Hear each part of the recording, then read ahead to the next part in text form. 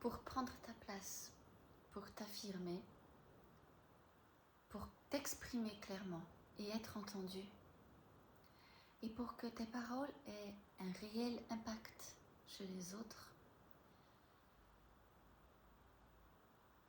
Tu ne vas pas certainement obtenir cet effet en utilisant le cri, la gesticulation, l'énervement, le claquement des portes, les poings sur la table.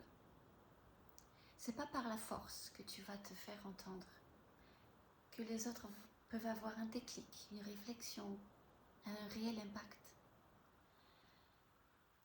C'est en étant le plus authentique possible et en parlant avec le plus de justesse dans ta voix, avec le souffle le plus adapté.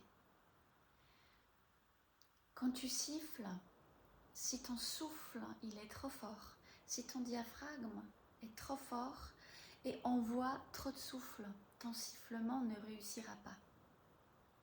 Il sera forcé. Si tu siffles avec pas assez d'air, ça ne fonctionnera pas non plus.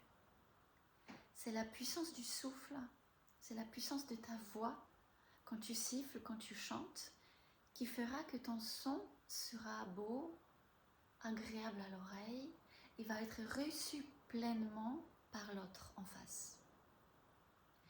Exactement quand tu as quelque chose à communiquer, à dire, c'est la même situation. Il est important de parler avec un souffle suffisant et avec la force dans ta voix suffisante. Et c'est pas en criant que tu vas obtenir cet effet. C'est en faisant résonner ta voix avec assez de puissance.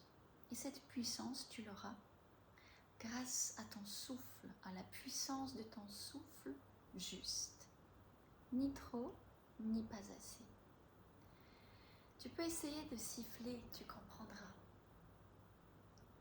Fais les exercices de sifflement et tu sentiras que trop de souffle, trop d'air, ça va bloquer. Pas assez, ça ne fonctionnera pas, tes cordes vocales ne vont pas vibrer assez. Quand tu prononces des choses importantes, quand tu demandes quelque chose d'important pour toi, quand tu chantes, le souffle juste, équilibré, bien posé, c'est tellement important. Ça fera vibrer ta voix d'une manière juste et l'autre recevra cette vibration de la manière la plus réceptive possible pour lui. Puisque notre parole, notre pensée n'est qu'une vibration reçue par l'autre ou pas. Donc s'il y a trop de puissance, ça pourra faire peur et ça fera un blocage chez l'autre. Il va se protéger du cri, de la puissance de ta voix. Il faudra qu'il ferme les oreilles, qu'il ferme son corps à ton message. Si tu l'envoies avec le corps détendu, avec le plus d'émotions justes pour toi et pour l'autre, il ne pourra que recevoir cette vérité, cette justesse d'expression. Ça s'apprend, ça se travaille, tu peux l'exercer au quotidien.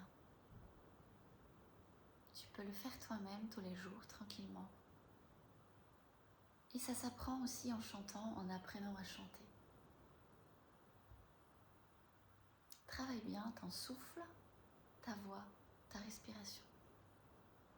Et si tu veux que je t'aide, fais-moi un message, prends un rendez-vous.